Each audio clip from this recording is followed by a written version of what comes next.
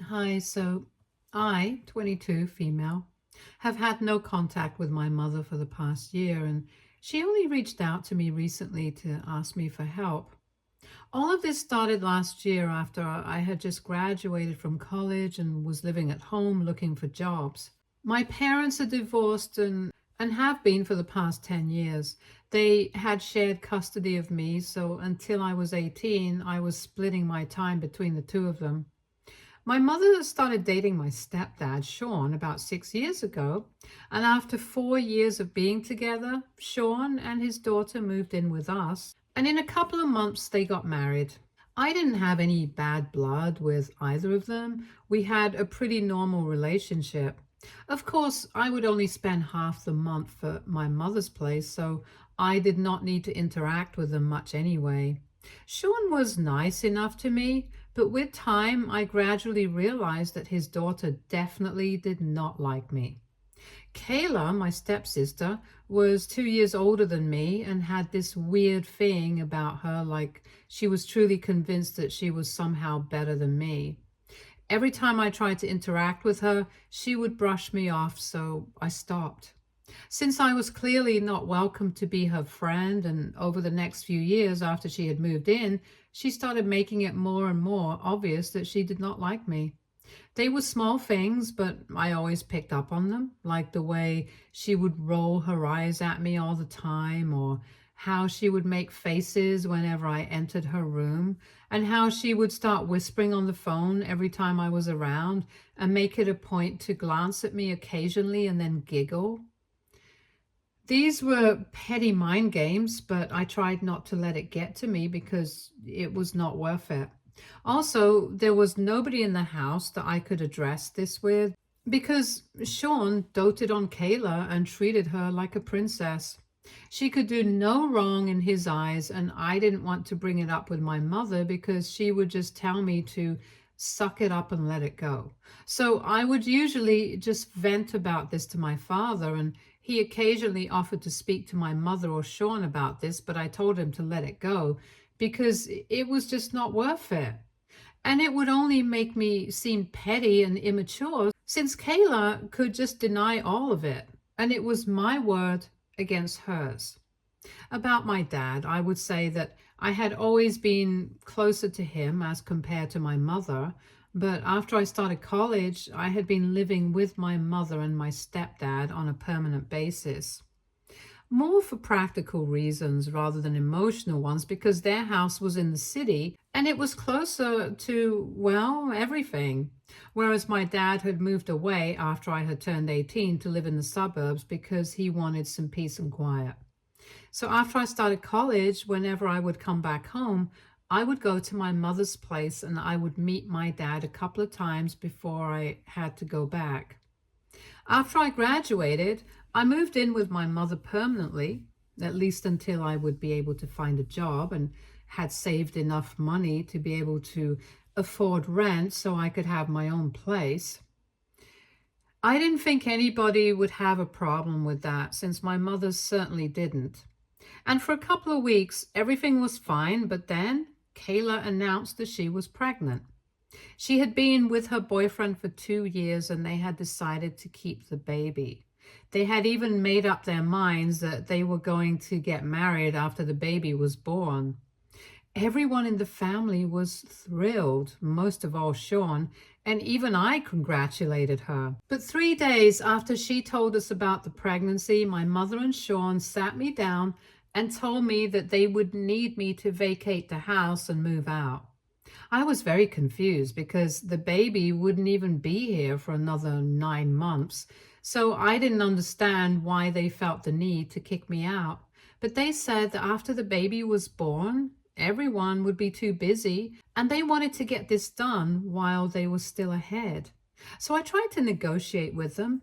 I told them that I needed a couple of months and I was already in talks with a place, and as soon as I got a job and had saved some money, I would move out on my own. So they didn't need to worry about any of that. I was not here to live with them permanently. But Sean got really aggravated when I tried to negotiate with him and said that this was not something that he was willing to negotiate on. He told me that he and my mother had already talked about this and they had come to a decision.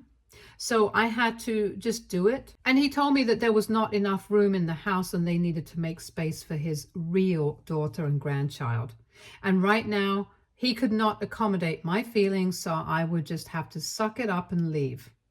I found that very surprising and incredibly hurtful because he basically just said that since I was not his biological daughter, he did not care about me. And my mother had sat there quietly, allowing him to say these things to me. I was getting kicked out of my house and it felt bad. But after he said that to me and my mother did not even bother to take a stand for me, I decided to leave anyway. It was not much of a dilemma for me to think about where I would go next because obviously I was going to head over to my dad's place. Anyway, I mentioned that he and I had always been closer, and more importantly, he had always been there for me. As a matter of fact, he had been the one to pay for all my college expenses in full, and my mother had had no contribution to that. She had only been splitting the cost of raising me with my father until I turned 18. But after that, everything that I needed was covered by my father. After I got kicked out by Sean and my mother, I showed up at his house in the suburbs and told him everything that happened. He was furious, but there was nothing that we could do. So he told me that I was free to live with him for as long as I needed to. I could do that even after I got a job, and I was really grateful for it. So I stayed with him for a couple of months. I worked, and as soon as I had the money, I got an apartment of my own. My dad was there for me every step of the way, and even after I moved out, he would help me out with money occasionally. For the last couple of months, however, I've been completely independent. I have still kept in touch with my father, and we meet every weekend. Because he lives in the suburbs, I have to drive for more than an hour to get to his place, but it's totally worth it.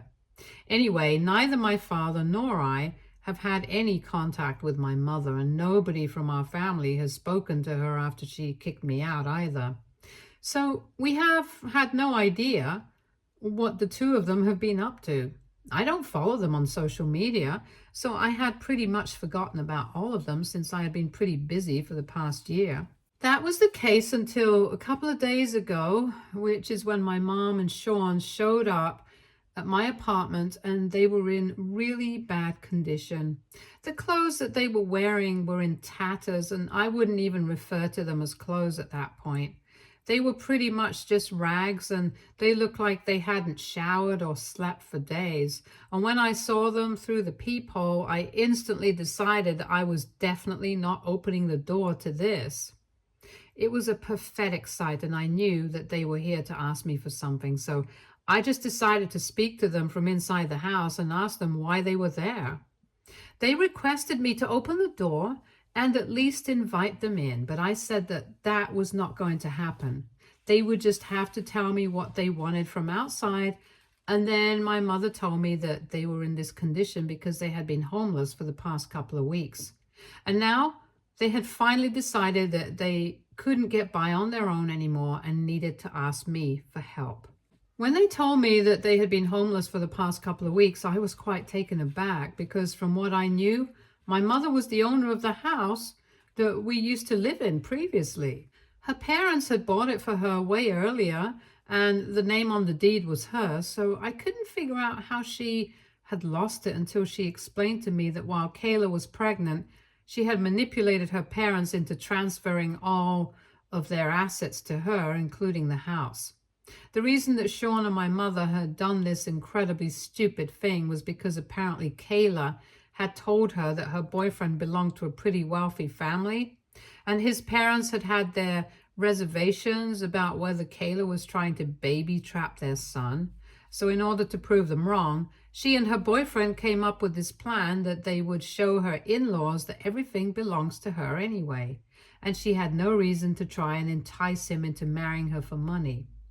It had taken a lot of convincing, but eventually Kayla had been able to wear my mom down, and she had transferred ownership of the house to Kayla instead.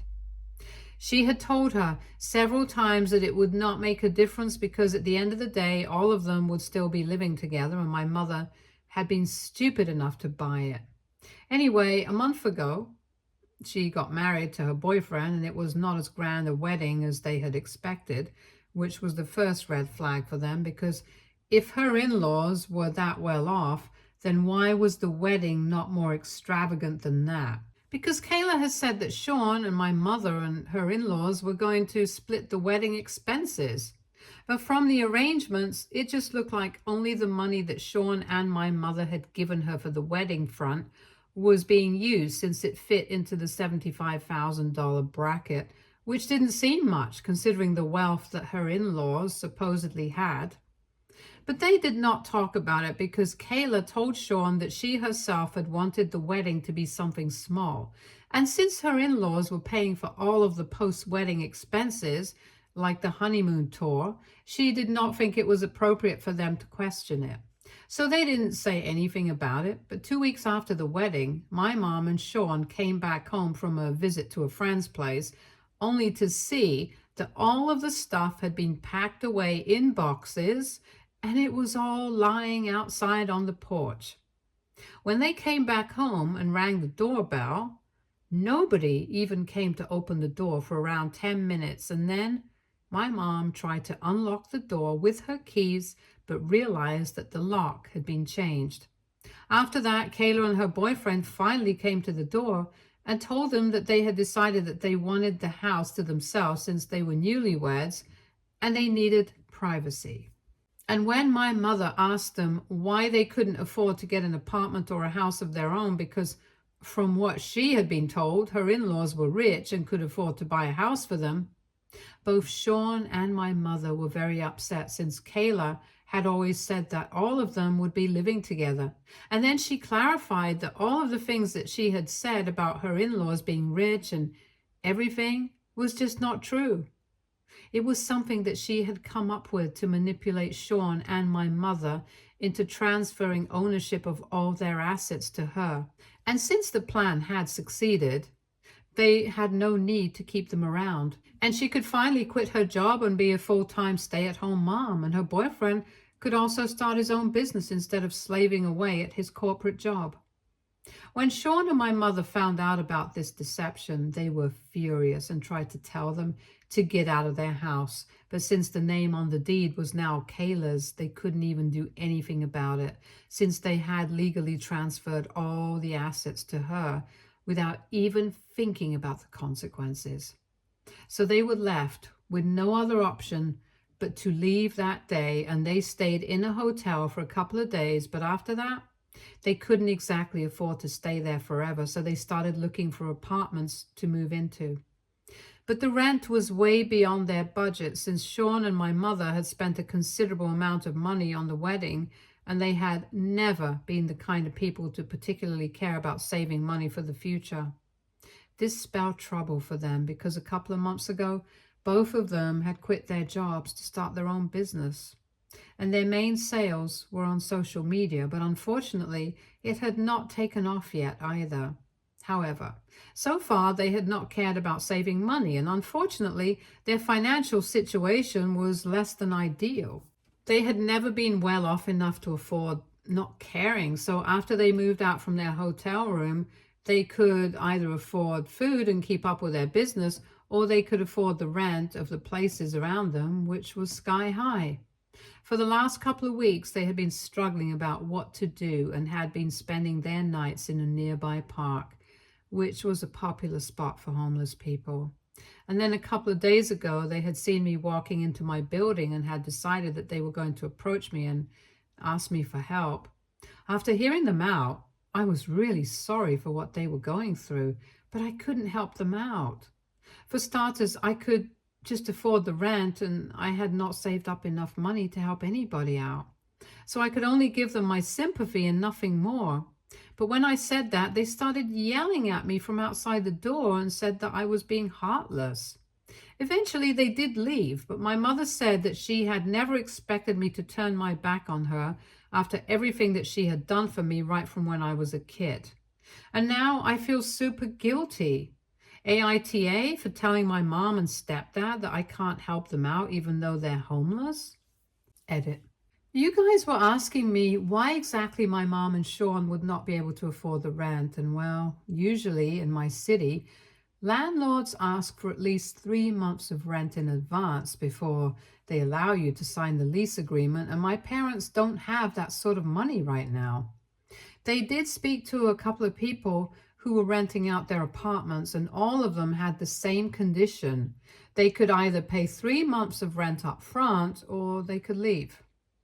They tried to negotiate with them as well, saying that they would give them the money as soon as they had it, but for now, they could only afford to pay for 1 month. However, it did not work with anyone. In my city, rent is pretty expensive, so it's a big deal, and I can understand why they're struggling. Also, my mother and Sean have both always been huge spenders. She has never had to struggle with rent since her parents bought the house for her, but now she can't rely on them either since both of them passed away a couple of years ago and she's not really in touch with the rest of our family. So it will be very awkward to beg them for help. I don't know about Sean's family.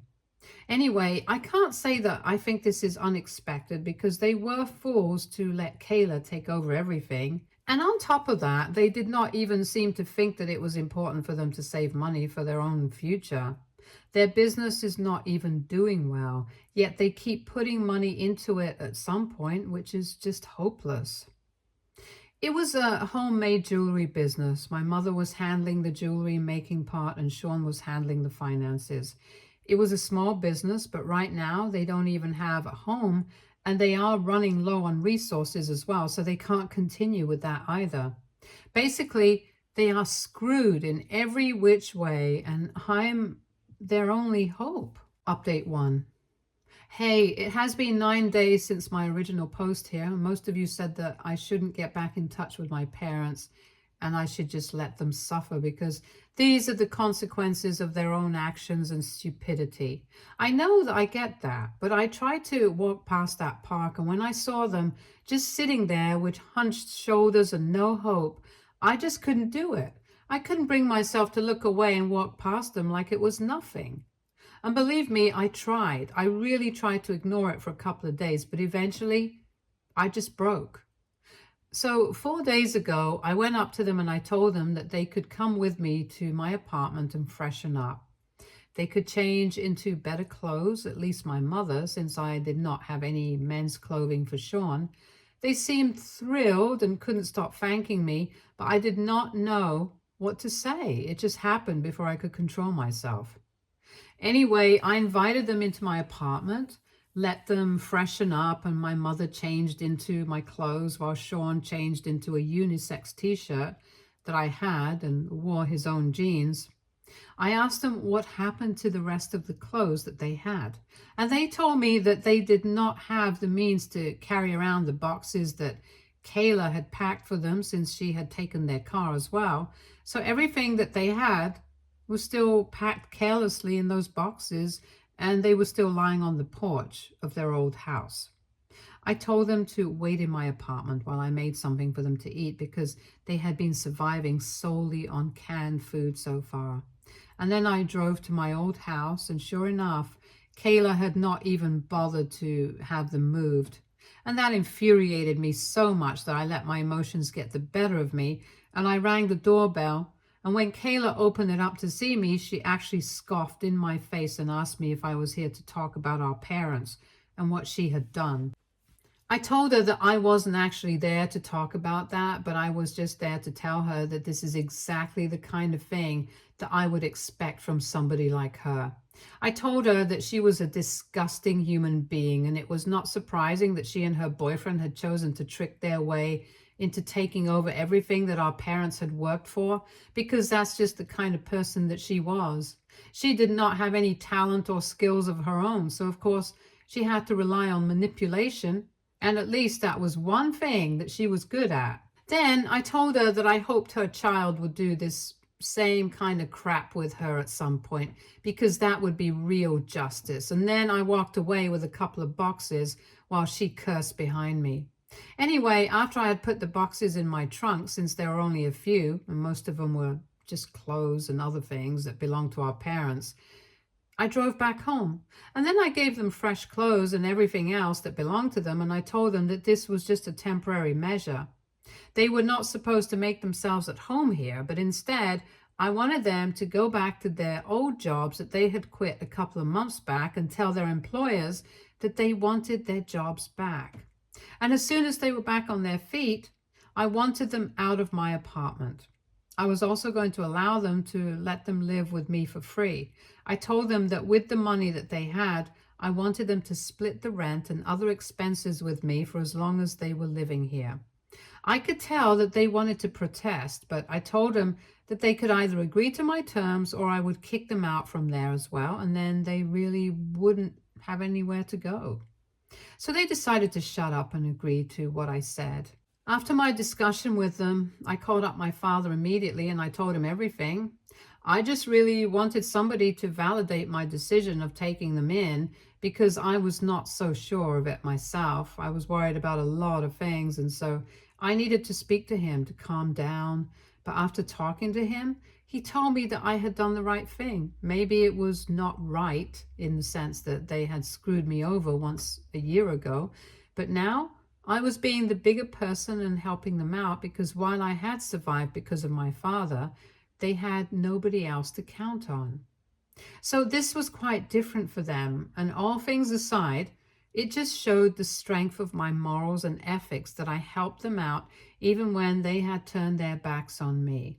After my dad told me that I had done the right thing, I did not feel worried about anything, and he told me that he would even send me money to help me out, but he did not want to speak to my mother or Sean because he personally did not like or trust them.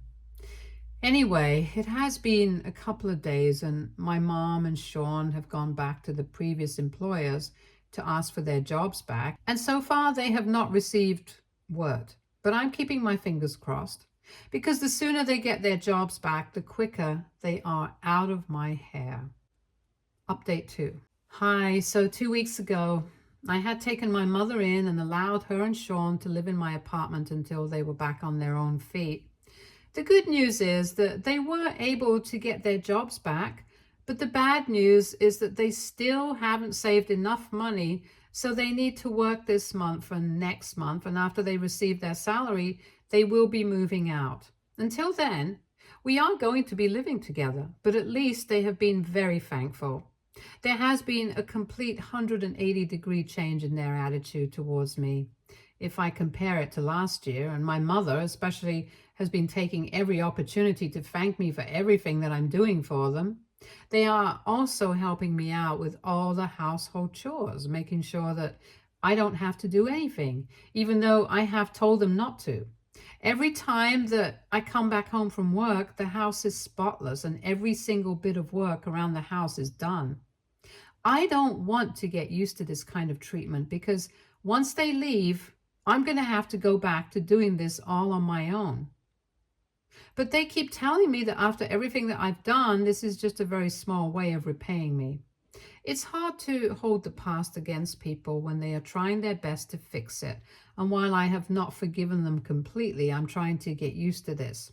My mother and I even had a conversation about this a couple of days ago. While I was working on my laptop, and it was just the two of us since Sean was napping in the other room, she told me that she was really grateful to have me as her daughter because even though she had not been a good mother to me, I was still being an exceptional daughter to her. And she just had to thank her that I had turned out the way that I had. I didn't know what to say to that.